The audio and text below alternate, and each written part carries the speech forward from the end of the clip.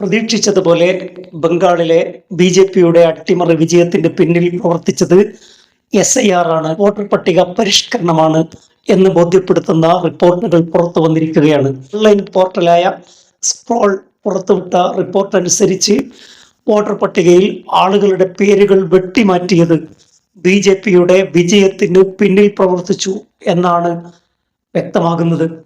BJP ജയിച്ച 100-ലധികം മണ്ഡലങ്ങളിൽ അവർക്ക് കിട്ടിയ ഭൂരിപക്ഷം ആ മണ്ഡലങ്ങളിൽ നിന്നും പുറത്താക്കപ്പെട്ട വോട്ടർ ലിസ്റ്റിൽ നിന്ന് പേര് വെട്ടിമാറ്റപ്പെട്ട ആളുകളുടെ എണ്ണത്തെക്കാൾ കുറവാണെന്ന് സ്ക്രോൾ റിപ്പോർട്ട് ചെയ്യുന്നു. 90 ലക്ഷം ആളുകളെയാണ് വോട്ടർ പട്ടികയിൽ നിന്നും എസ്.ഐ.ആർ വഴി പുറത്താക്കിയത്.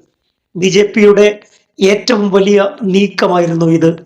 ബംഗാൾ പിടിച്ചെടുക്കാൻ വേണ്ടിയാണ് എസ്.ഐ.ആർ കൊണ്ടുവന്നത്. വോട്ടർ ലിസ്റ്റിൽ നിന്നും പുറത്താക്കപ്പെട്ട 27 ലക്ഷം ആളുകൾ അപ്പീൽ നൽകി അവരുടെ വോട്ടവകാശത്തിന് കാത്തിരിക്കുമ്പോഴാണ് അതിലൊന്നും തീർപ്പ് കൽപ്പിക്കാതെ ഇലക്ഷൻ കമ്മീഷനും സുപ്രീം കോടതിയും രാജ്യത്തെ സംവിധാനങ്ങളും ഈ മഹാ അട്ടിമറിക്ക് കൂട്ടുനിന്നത്.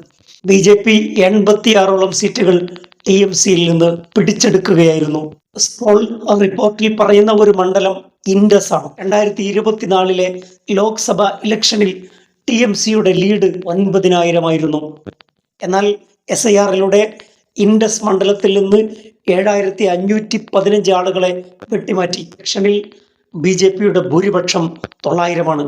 2024 ലോക്സഭ ഇലക്ഷനിൽ ടി.എം.സിക്ക് 9,000 ലീഡുണ്ടായിരുന്ന മണ്ഡലത്തിൽ 7,515 ആളുകളെ പട്ടികയിൽ നിന്ന് ഒഴിവാക്കുക വഴി 900 വോട്ടിന്റെ ഭൂരിപക്ഷത്തിൽ ആ മണ്ഡലത്തിൽ വിജയിക്കാൻ ബി.ജെ.പിക്ക് സാധിച്ചു.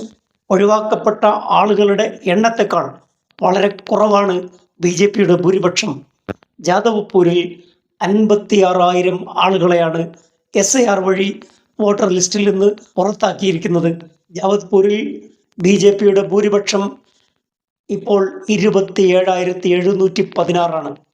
56,000 ആളുകളെ പുറത്താക്കിയപ്പോൾ അതിനേക്കാൾ കുറവാണ് ബി.ജെ.പിയുടെ ഭൂരിപക്ഷം.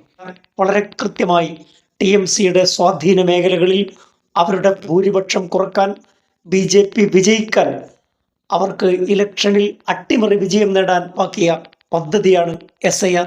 രാഷ്ട്രീയമായി തിരിച്ചു വരാൻ പറ്റാത്ത വിധം ഓഫീസുകളും ടി.എം.സി അനുഭാവികളുടെ കടകളും തകർക്കുന്ന കാഴ്ചയാണ്. ജെ.സി.ബി ഉപയോഗിച്ച് ബി.ജെ.പി പ്രവർത്തകർ തകർക്കുന്ന കാഴ്ച ബംഗാളിൽ നിന്ന് നാം കാണുന്നു. 15 വർഷം മുമ്പ് CPM-നെ പുറത്താക്കി അധികാരം പിടിച്ചെടുത്തപ്പോൾ ടി.എം.സിയും ഇതേ ആക്രമണ മാർഗങ്ങളാണ് സ്വീകരിച്ചത്.